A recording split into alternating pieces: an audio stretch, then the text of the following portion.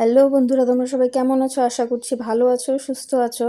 তো দেখো, সন্ধ্যাবেলার কাজ শুরু করে দিয়েছি। আজকে বেদ দিয়ে গেছে। তো আগের ভিডিওতে তো দেখেইছো তোমরা, দুটো পার্টি কমপ্লিট করেছি। তো সেই পার্টি দুটো নিয়ে গেছে আর সাথে কিছু বেদ নিয়ে এসছে। এবার 3টে পার্টির বেদ নিয়ে এসছে এখানে। তো এটা আমার এখানেই থাকে। তো একটা ভিজিয়ে নিচ্ছি, শুরুটা আজকে করতে হবে। এখন কত দূর কী করতে পারবো জানি না। তো শুরুটা আমি এখন থেকেই করছি, ভিজিয়ে রেখে তারপরে চলে যাব রান্নাঘরে। আজকে কি হয়েছে, দুপুরবেলা খেতে পারিনি বলতে কি, আজকে শনিবার। তো একটু বার মন্দিরে গেছিলাম প্রসাদ খেতে। অনেক দিন হয়ে গেলে না, মাঝে মধ্যে একটু ইচ্ছে হয়। তো সেই জন্যই গেছিলাম। তো সেখানে গিয়ে একটু সিন্নি পেয়েছি, যার জন্য আর না বাড়ি এসে আর খেতে ইচ্ছে করলো না। তো ওদের বাবা আর মেয়েকে দিয়েছি খেতে। ওরা দুজন খেয়ে কিছুক্ষণ শুয়েছিল, আর ওর বাবা তো চলেই গেছে দোকানে। তো ভাবলাম যে আমি একটু শুই, তারপরে উঠে খাবো। তো তারপরে শুয়েছি, আর উঠি উঠি করতে করতে, মেয়ের সঙ্গে গল্প করতে করতে সন্ধেই লেগে গেছে। এখন তো তোমরা জানো সন্ধেটাও খুব তাড়াতাড়ি লেগে যায়, 5টা বাজতেই সন্ধ্যা লেগে যায়। তো ভাবলাম যে এখন আর কি খাবো, এখন খেলে তাড়াহুড়ো করে খেতে হবে। তো সন্ধে টন্ধে দিয়ে তারপরে এসে ধীরে সুস্থে খাওয়া যাবে। তো সেই জন্যই আর কি, সন্ধে দিয়ে এসে তারপরে বেদটাকে ভিজিয়ে তারপরে ঢুকেছি খেতে। মেয়েকে বললাম, তুই কি কিছু খাবি এখন? ও বলছে না, একটু পরে হলেও হবে আমার। তো সেই জন্য ভাবলাম যে আমি একটু খেয়ে নিই। এখন একটুই নিয়েছি, পেট ভরে খেলে কি হবে, অন্য কোনো কাজ করতে পারবো না। আর পাটিটা তো নিচে বসে বুনতে হয়, তো সেই জন্য আর কি খেয়ে না ভালো করা যায় না, একটু অসুবিধেই হয় পেট ভরে খেলে। তো অল্প একটু নিয়েছি বাটির মধ্যে।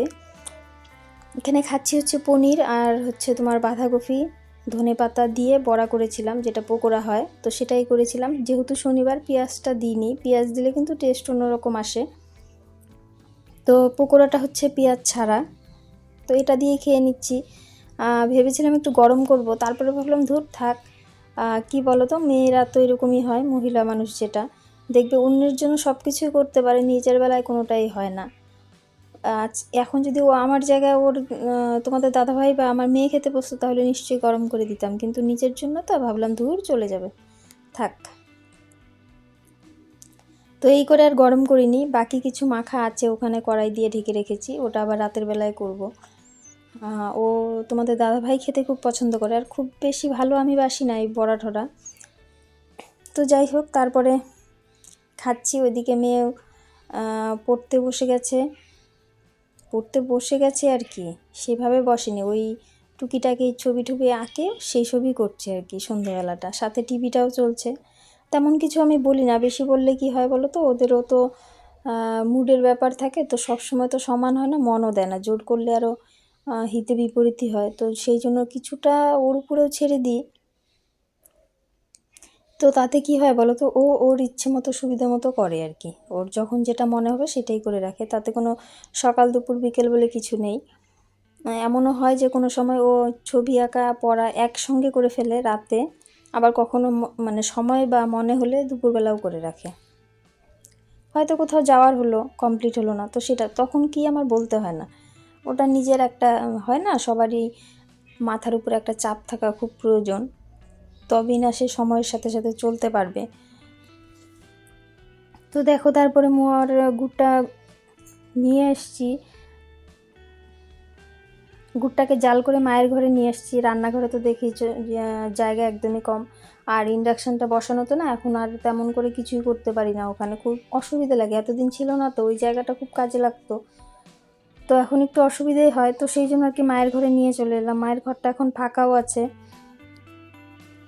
আর এখানে তো দেখেইছো তোমরা কত তেলের পেটি টেটি থাকে, তো সেই সব ছিল, ওগুলো এখন ফাঁকাও হয়েছে, যার জন্য আর কি ভাবলাম যে এখানেই নিয়ে আসি। আর এখানে লাইটটাও ভালো, ক্যামেরাটাও ভালো হয়।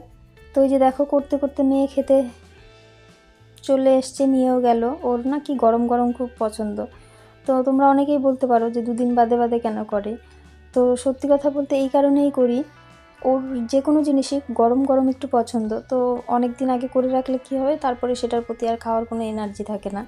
আর মাঝে মাঝে করলে সেটার জানি না টেস্ট নষ্ট হয় কি হয় না, আমার তো একই রকম লাগে। কিন্তু ওর যেহেতু একটু গরম গরম পছন্দ, সেই জন্য আর কি মাঝে মধ্যে করি, তাতে দুটোই হয় আর কি, গরম গরমও খেতে পারে আবার ঠান্ডাও খেতে পারে। তো ওই যে দেখো, পাশে একটা ড্রাম দেখতে পাচ্ছ, ওটা হচ্ছে স্টিলের ড্রাম। ওখানে হচ্ছে তেলের পেটিটা ছিঁড়ে গেছিলো, আরশোলা ফুটো করে তো, তো সেই সব পেটির তেলগুলো বার করে ওখানে রেখেছিলাম। এখন ওটা যে ধুতে যাব সেই সময়টুকু হচ্ছে না। ধুবো ধুবো করছি, কবে এখন ধুই বলতে পারছি না, ঠিক হয়েই গেল, 4-5 দিন হয়ে গেল ওখানেই আছে।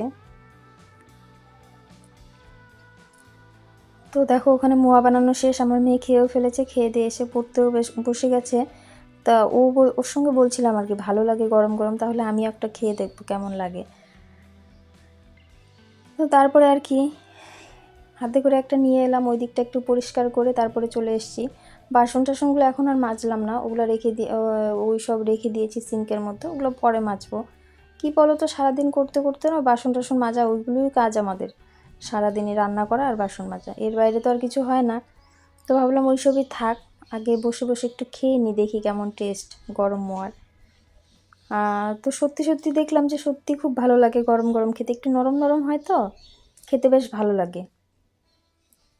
মুড়িটা একটু ক্রাঞ্চি ভাব থাকে আর গুড়টা নরম থাকে, তখনও তো সেরকম শক্ত হয় না, তো গুড়ের একটা আলাদা টেস্টও পাওয়া যায়, ভালোই লাগে খেতে। তো বসে আরামসে বসে খাচ্ছি। দেখো পাশে কত জামা কাপড়, সকালবেলা একবার গুছিয়েছি জামা কাপড়, তো এগুলো সব সারাদিনের ধোয়া হয়, গুছিয়ে গুছিয়ে আনা হয়।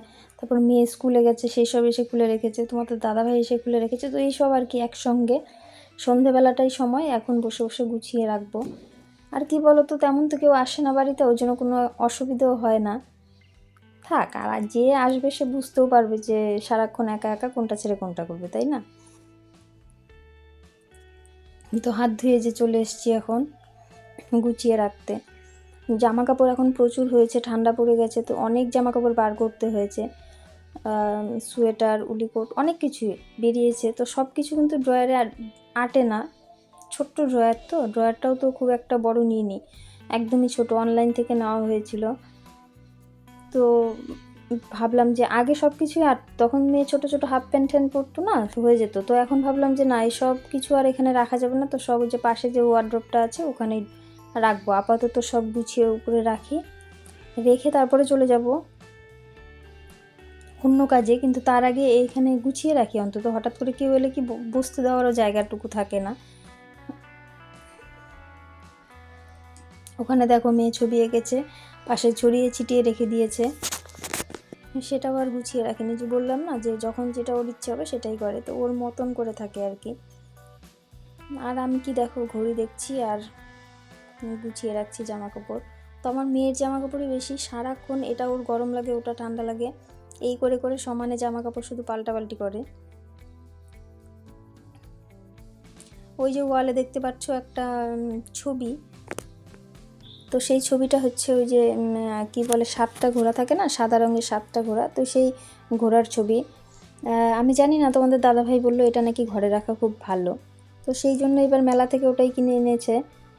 ঠিক আছে রাখো, জানি না কি হয়, তোমরা যদি জেনে থাকো একটু কমেন্টে জানিও তো যে কি হয়, কি শুভ কাজটা হয় এই 7টা ঘোড়া ঘরে রাখলে। প্রথমে ওটা নিয়েছে, ওটা নেওয়ার পরে আবার ফ্রেমে বাঁধানো একটা পছন্দ হয়েছে, বললো যে ওটাও নিবে। তা বললাম ঠিক আছে, আপাতত এটাই নিয়ে যাই, দেখি এতে যদি কোনো উপকার পাওয়া যায় তো তারপরে অন্য আরেকটা নেওয়া যাবে। বছর 1.5-2 চলুক না এটা দিয়ে, এটা তো ভালোই, এটা খুব সুন্দর দেখতে, এটাও যদি ফ্রেমে বাঁধানো যায় না তো এটাও সুন্দর লাগবে। মানে নর্মালি কাগজের উপরে যে ছবিগুলো হয় সেটা না, এটা একটু অন্যরকম। তো দেখো দাঁড়িয়ে দাঁড়িয়ে আর করতে পারছিলাম না, তো বসেই পড়েছি, হাতে পায়ে প্রচণ্ড ব্যথা, হয় না সারাক্ষণ হাঁটাচলা করলে পরে আর হয় না আর কি, ওটা সম্ভব হয় না। তো একটু বসে বসেই করছি, তারপরে তো টানা বসতেই হবে কতক্ষণ, আর নিচে বসলে না প্রচণ্ড কোমর ব্যথা হয় আমার, আর ঠান্ডা পড়েছে না এখন সেই জন্যে আর কি। এই যে একটা প্যান্টটা দেখো স্কুলে পড়ে গেছে, এসব আবার ধুতে হবে, ধোয়ার জিনিসগুলো না একটু আলাদা করে রাখি। আমি কি বলতো, যখন জামা কাপড় গুছিয়ে রাখি সব তো ওরা তো আর বোঝে না অত কোনটা নোংরা কোনটা পরিষ্কার, এনে এক জায়গায় রেখে দেয়, তো তারপরে গুছানোর সময় সেই সব আমি আবার আলাদা আলাদা করে রাখি, যে এটা ধুতে হবে ওটা ধুতে হবে না। তো সেই সব কিন্তু আগের দিন রাতেই আমার প্ল্যান থাকে, সেই হিসেবে সকালবেলা উঠে করি। আবার গত সময় কাজের চাপ এমনও থাকে যে সব সরিয়ে রেখেছি ঠিকই, কিন্তু ধুবো যে ভুলেই যাই, তো স্নানের সময় মনে পড়ে, তখন তো আর করা যায় না, তো সেটা আবার পরের দিন করতে হয়, এই আর কি। তো তারপরে এই যে দেখো একটা পুতুলটা ওকে আমি এনে দিয়েছিলাম ফ্লিপকার্ট থেকে। এটা যখন আমি ওকে এনে দিয়েছিলাম তখন ওর কাছে তেমন কোনো পুতুল ছিল না, অন্নপ্রাশনে পাওয়া একটা পুতুল ছিল আর ছোট ছোট দুটো ছিল। তো সেই জন্য এনে দিয়েছিলাম। হয় না, যখন যার যেটা থাকে না তার প্রতি আগ্রহ বেশি থাকে। তখনও খুব খুশি হয়েছিল, ও তখন ছোট ছিল অনেকটাই, 3-4 বছর হয়ে গেছে পুতুলটা। তো এটাকে নিয়েও খেলেওছে প্রচুর। তো খেলেছে বলতে কি বলো তো, নিয়ে উঠে ওটার উপরে বসে আরেকজনে টানে। তো সেদিন কি হয়েছে, ওরা 2 বোন বসেছিল, আমি টানতে গিয়ে না গলাটা ছিঁড়ে এসছে। এখন তো বড় হয়েছে, এতটা ভারও নিতে পারে না, তাই না? আর খুব একটা ভালো পুতুল তো না, নর্মাল পুতুল হয় না, বড় বড় পুতুলগুলো যেসব পুতুল মানে একটু ভালো আর কি, সেলাই ঠেলাই কাপড় সব কিছুই ভালো, তো সেই সব পুতুলের দামও অনেকটা, প্রায় 1000 টাকা 1500 টাকার মতন পড়েই যায়। 1600-1700 টাকা 2000 টাকার পুতুলও আছে। তো এটা আমার একদমই কম দাম, 600 টাকা, সেই তুলনায় কম, কিন্তু আমার কাছে এটাই বেশি। তো তখন আমি ওকে এটা এনে দিয়েছিলাম। তো এই যে মাঝে মধ্যে একটু সেলাই করতে হয়, এই জায়গাটা অনেক দিন আগেই ছিঁড়েছে, আমার হাতে যেহেতু ছিঁড়েছে, তো সেই জন্য আর কি ও কিছু বলেনি। তো জামা কাপড়গুলো গুছিয়ে রাখতে রাখতে হঠাৎই চোখে পড়লো, ভাবলাম যে ধুর এখনই করে ফেলি, পরে না ভুলে যাই, সময় হয় না। তো ওই যে সেলাই করতে করতে যে সাথে একটু দেখছি ও কী করছে, মাঝে মধ্যে একটু আটকে যায়, সেসবই দেখছিলাম আর কি।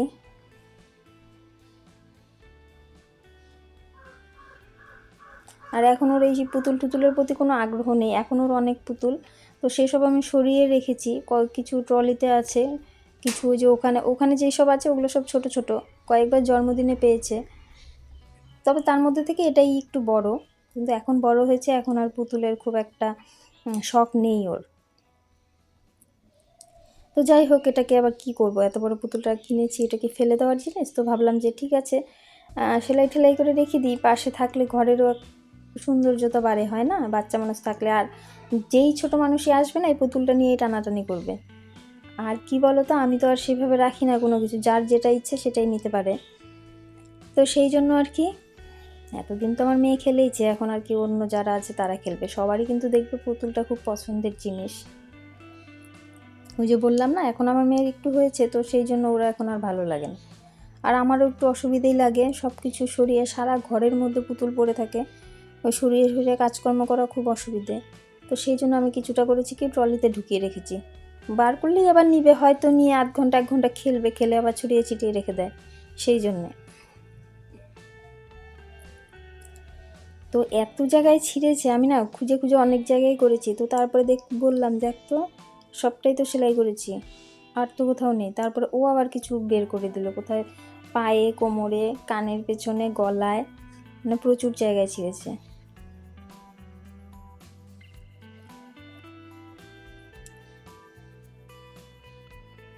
আর এখানে দেখো আমার মেয়ে অঙ্ক করছে মন দিয়ে, ওর আবার জানি না কেন অঙ্কটা করতে একটু ভালো লাগে বেশি, ও বসলেই অঙ্ক নিয়ে বসে যায়, অন্য অন্য বইগুলো না পড়তেই চায় না, তো সেই সব বই আমাকে জোর করে পড়াতে হয়, ওকে বলে বলে পড়াতে হয়। আর অঙ্কটা বেলায় ওকে বলতে হয় না কিছু। আর কি বলো তো, ওকে যে টিচারটা দেওয়া হয়েছে না, তো সেটাও অঙ্কেরই টিচার, উনিও না অন্য সাবজেক্টের থেকে অঙ্কটাই বেশি করায়, তো সেই জন্য আর কি আমার মেয়ের অঙ্কটাই মনে হয় ভালো লাগে নাকি বুঝতে পারি না, এখন ছোট তো, এত কিছু তো বলা সম্ভব না, বোঝাও সম্ভব না।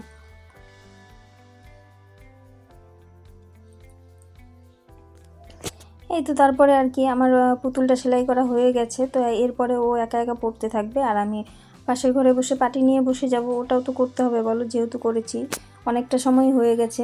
তো বন্ধুরা, ভিডিওটা আজকের মতো এখানেই শেষ করছি, তোমরা সবাই ভালো থেকো, সুস্থ থেকো, আর এভাবেই আমার পাশে থেকো, সাপোর্ট করো। ভিডিওটা ভালো লেগে থাকলে লাইক করো, কমেন্ট করো, শেয়ার করো। ঠিক আছে বন্ধুরা, টাটা, গুড নাইট।